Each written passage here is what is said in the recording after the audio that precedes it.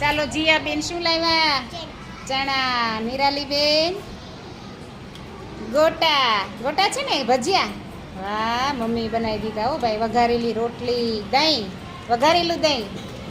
સરસ. તમે દેવાંગી બેન? ભાત. ચણા. તમે? ચણા. ફ્રૂટ લાવ્યા લક્ષભાઈ. દાળિયા ચણા. વાહ. બાફેલા ચણા. અવસરભાઈ ખાખરા લાવ્યા.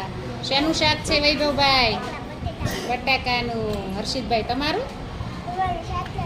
ગુવાર બટેટાનું. વાહ. તમારે હર્ષિલભાઈ?